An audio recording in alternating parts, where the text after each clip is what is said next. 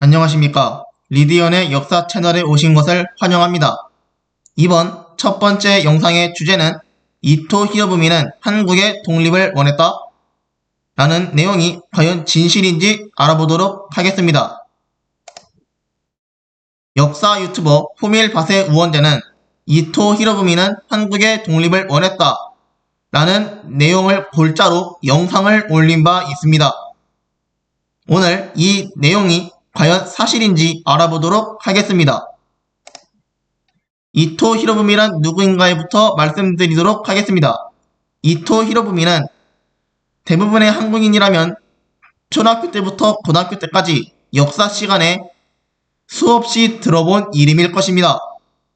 이토 히로부미는 1841년 10월 16일 수호구 쿠마계군 스카리촌, 현 야마구치현 히카리시에서 출생했으며 1885년부터 1888년까지 초대 내각 총리 대신을 역임하였고 1905년부터 1909년까지는 초대 한국 통감을 역임한 바 있습니다.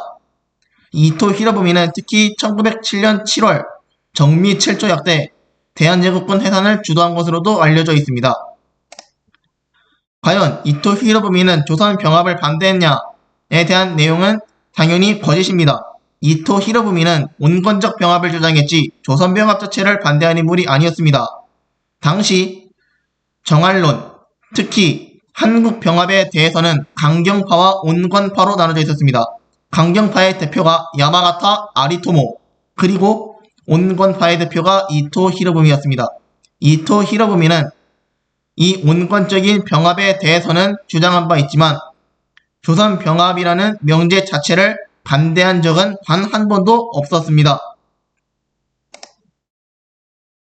관련 근거들로는 1907년 4월 12일자 통감부 문서 하야시 타다스 외무대신이 이토에게 한국 합병에 관한 의견을 묻는 내용, 일로 협약의 러시아 대안에 대한 모토노 공사의 대책에 관한 건이라 하여서 하야시 외무대신과 이토 통감이 대화한 내용이 적혀 있습니다.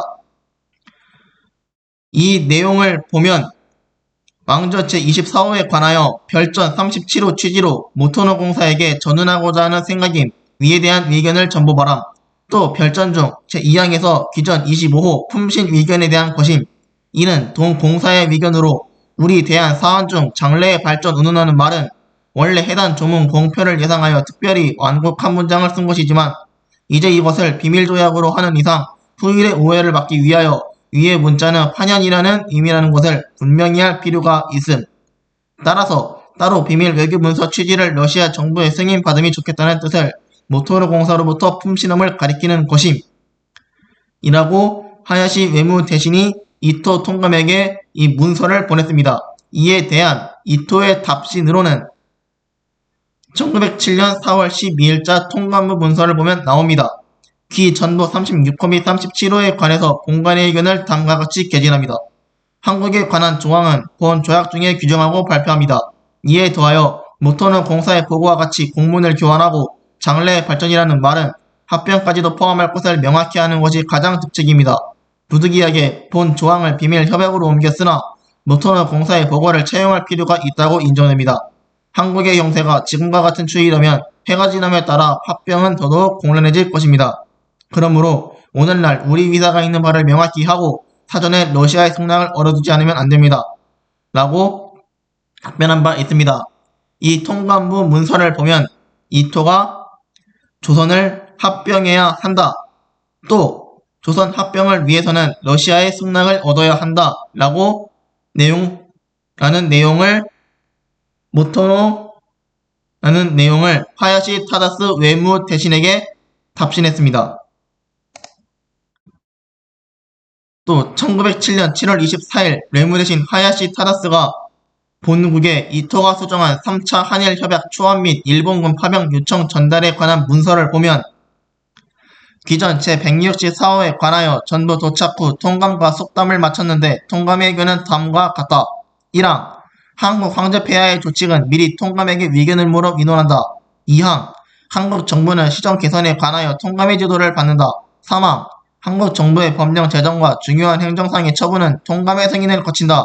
4항 한국의 사법 사무는 보통 행정사무와 이를 구별한다.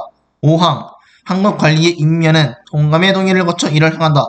6항 한국 정부는 통감이 추천하는 일본인을 한국 관리로 임명한다. 7항 한국 정부는 통감의 동의 없이 외국인을 용병하지 않는다. 8항 1904년 8월 22일 조만간 조인한 한일 협약 1항은 이것을 폐하지 않는다라고 나와 있습니다.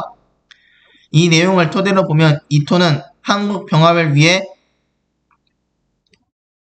군사적 동원 및 한국 정부의 일본인을 한국 관리라는 명목으로 일명의 간첩으로 심어 한국 병합을 더욱 수월히 하려 했음을 알 수 있습니다. 학술 자료로는 성균관대학교 방광석 교수님의 일본의 한국 침략 정책과 2등 방문, 통감부 시기를 중심으로 라는 논문을 토대로 보도록 하겠습니다. 이토의 한국 통치 구상은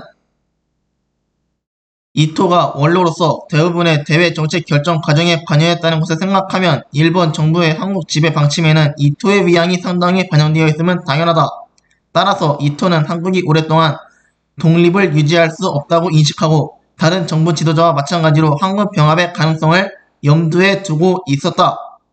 단 그것은 1904년 5월에 대한시설 강령에 점차 해당국에 있어서 우리의 발판을 확립하고 착착 그 경영을 실행하려는 것이 현재의 근무라고 믿는다. 라 적혀있듯이 점진적으로 추진하려는 생각이었다. 라고 논문에 나와 있습니다. 또 논문의 다음 장을 보면 이토가 한국 문제의 최종적 해결 수단으로서 어넥세이션, 즉 병합을 생각하고 있었던 것을 확인할 수 있다. 이 의견은 이토만의 생각은 아니었다. 이보다 앞선 3월 원로회의에서 한국에 있어 일본의 입장에 한층의 발전을 러시아에 승인시킨다라는 조항을 포함하는 대러시아의 협약안이 결정되어 있었던 것이다. 라고 나와 있으며 이 내용에서도 이토가 조선 병합에 반대했다는 내용은 없습니다. 결론적으로 호밀밭의 우원재의 주장과는 달리 이토 히로부미가 한국 병합을 반대했다는 사료는 그 어디에도 없으며 오히려 이토가 한국 병합에 찬성했음을 나타내는 근거가 더 많습니다. 여러분, 역사는 유튜브, 정치, 논리, 이념 대립으로 보는 것이 아닙니다. 역사는 학술 자료 및 사료로 보아야 하는 것입니다. 만약 역사가 정치 논리 및 이념 대립에 엮이게 된다면 자칫 내용이 왜곡되어 잘못된 역사관을 가질 우려가 생깁니다. 시청 감사드리며 오늘 내용은 여기까지 마치도록 하겠습니다. 다음에 더 좋은 내용으로 찾아뵙도록 하겠습니다.